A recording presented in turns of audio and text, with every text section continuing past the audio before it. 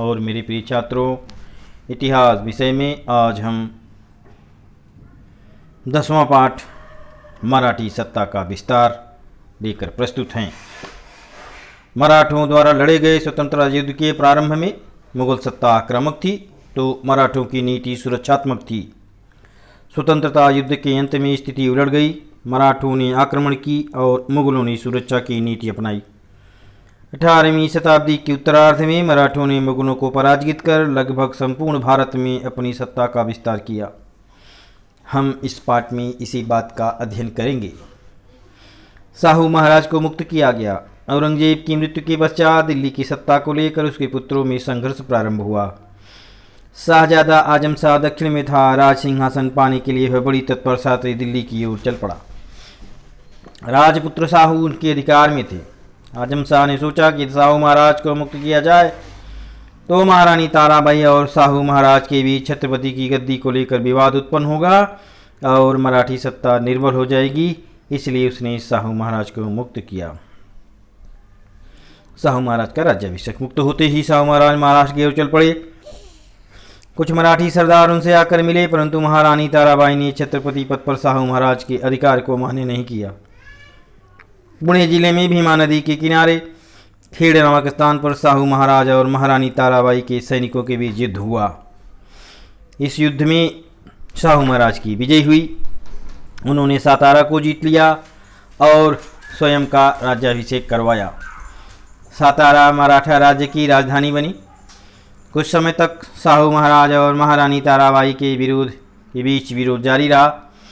ईस्वी सन 1710 में महारानी ताराबाई ने पन्नालगढ़ पर अपने अल्पायु पुत्र शिवाजी द्वितीय की छत्रपति के रूप में घोषणा की। तब से मराठा शाही में सातारा राज्य के अलावा कोल्हापुर का स्वतंत्र राज्य अस्तित्व में आया। शाहू महाराज का पूर्व जीवन मुगलों की छावनी में बीता था, अतः उन्होंने मुगलों की राजनीति को बहुत निकट से देखा था। उत्तर भारत की राजनीति की बारीकियां उनके ध्यान में आ गई थी।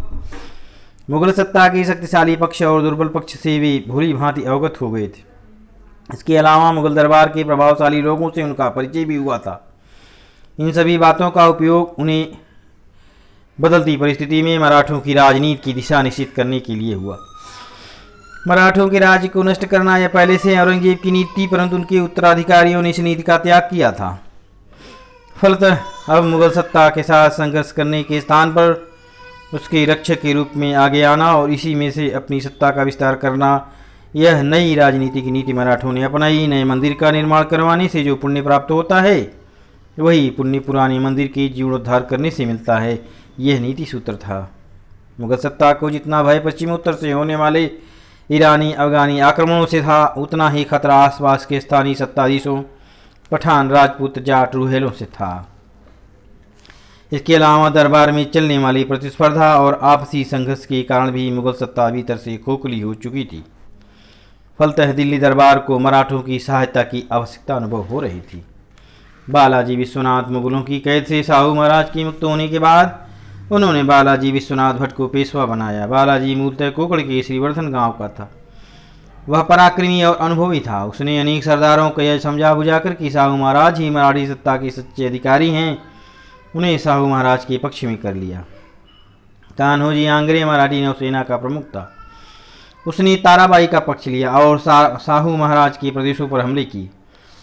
शाहू महाराज के सम्मुख जटिल स्थिति उत्पन्न हो गई। इस स्थिति में उन्होंने बालाजी को कान्होजी आंग्रे के विरुद्ध भेजा। बालाजी ने युद्ध टालकर कूटनीति से कान्होजी को शाहू महाराज के पक्ष में कर लिया। चौथ सरदेश मुखी का आदेश पत्र। महाराष्ट्र में शाहू महाराज का स्थान दृढ़ करने के पश्चात बालाजी ने अपना ध्यान उत्तर की राजनीति की ओर मोड़ा। औरंगजेब की मृत्यु के बाद दिल्ली के दरबार में फूट और अराजकता की स्थिति उत्पन्न हो गई थी। वहां सैयद भाइयों अब्दुल्ला, हसन और हुसैन अली का प्रभुत्व निर्माण हो गया था। बालाजी ने उनकी सहायता से ईस्वी सन 1719 में मुगल शासक के दक्कन के मुगल प्रदेश के कुछ स्थानों से चौथ तो कुछ स्थानों से सरदेश मुखी वसूल करने के आदेश पत्र प्राप्त किए। चौथ का अर्थ भू राजस्व लगान का 1/4 हिस्सा तथा सरदेश मुखी का अर्थ संपूर्ण भू राजस्व लगान का 10वां हिस्सा होता है। बाजीराव प्रथम। बालाजी विश्वनाथ की मृत्यु के पश्चात शाहू महाराज ने ईस्वी सन 1720 में उसके बेटे बाजीराव प्रथम को पेशवा पद नियुक्त किया। उसने अपने पेशवा पद की 20 वर्ष की कार्यकाल में मराठी सत्ता का विस्तार किया। पालखेड़वी निजाम की पराजय। मुगल शासक फर्रुखसियर ने निजाम उल मुल्क को दक्कन के सूबेदार के रूप में नियुक्त किया। ईस्वी सन 1713 में निजाम ने हैदराबाद में अपना स्वतंत्र अस्तित्व निर्माण करने का प्रयास किया। मुगल शासक ने मराठों को दक्षिण के मुगल प्रदेश से चौथ और सरदेशमुखी वसूल करने के अधिकार दिए थे। निजाम ने इस अधिकार का विरोध किया। उसने पुणे परगना का कुछ हिस्सा जीत लिया। बाजीराव ने निजाम पर अंकुश लगाने का निश्चय किया। उसने औरंगाबाद के समीप पालखेड़ में निजाम को पराजित किया। चौथ सरदेशमुखी वसूल करने के मराठों के अधिकार को निजाम ने स्वीकार किया। बाजीराव जानता था कि मुगल सत्ता दुर्बल हो चुकी है, इसलिए उत्तर में सत्ता का विस्तार करने के लिए अधिक अवसर है। साहू महाराज ने बाजीराव की इस नीति का समर्थन किया। मालवा वर्तमान मध्य प्रदेश में मालवा क्षेत्र है। यह क्षेत्र मुगलों के अधिकार में था। बाजीराव ने अपने भाई चिमाजी अप्पा के नेतृत्व में मल्हार राव होलकर, रानोजी शिंदे और उदाजी पवार को मालवा में भेजा। वहां उन्होंने अपने केंद्र स्थापित किए। बुंदेलखंड वर्तमान मध्य प्रदेश और उत्तर प्रदेश के झांसी, पन्ना, सागर आदि नगरों के परिसर का प्रदेश बुंदेलखंड है। छत्रसाल राजा ने बुंदेलखंड में अपना स्वतंत्र राज्य स्थापित किया था। इलाहाबाद का मुगल सूबेदार मोहम्मद खान बंगस ने बुंदेलखंड पर आक्रमण किया। उसने छत्रसाल को पराजित किया। तब छत्रसाल ने बाजीराव से सहायता की प्रार्थना की। बाजीराव विशाल सेना लेकर बुंदेलखंड पहुंचा। उसने बंगस को पराजित किया। छत्रसाल ने बाजीराव का बड़ा सम्मान किया। इस प्रकार मराठों ने मालवा और बुंदेलखंड में अपना वर्चस्व स्थापित किया। बाजीराव ने मुगल शासक से मालवा की सूबेदारी मांगी। मुगल शासक ने यह मांग अस्वीकार की। अतः मार्च 1737 में बाजीराव दिल्ली पर आक्रमण करने के उद्देश्य से दिल्ली की सीमा पर जा पहुंचा। क्या तुम जानते हो, छत्रसाल ने सहायता के लिए बाजीराव को एक पत्र लिखा। इस पत्र में छत्रसाल ने लिखा, जो गत आह गजेंद्र की वह गत आई है आज, बाजी जान बुंदेल की बाजी राखो लाज। अर्थात मेरी हालत वैसी ही दयनीय हो गई है जैसे किसी मगरमच्छ ने गजेंद्र की मुंह में पकड़ लिए हों। मैं विकट संकट में हूँ, अभी मेरी सहायता आप ही कर सकते। भोपाल की लड़ाई। बाजीराव के आक्रमण से मुगल शासक परेशान हो गया। दिल्ली की रक्षा करने हेतु उसने निजाम को बुला लिया।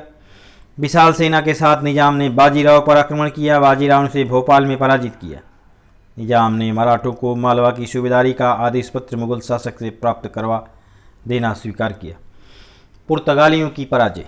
कोंकण के तटीय क्षेत्र में वसई, ठाणी पुर्तगालियों के अधिकार में थे। पुर्तगाली शासक प्रजा पर अत्याचार करते थे।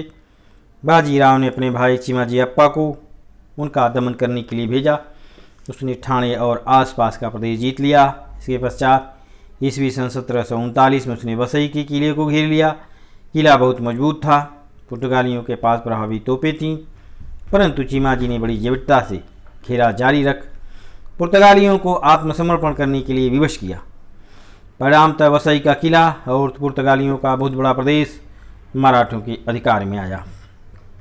बाजीराव की मृत्यु। ईरान का शासक नादिर शाह ने भारत पर आक्रमण किया। साहू महाराज के आदेश पर बाजीराव विशाल सेना लेकर उत्तर की ओर चल पड़ा।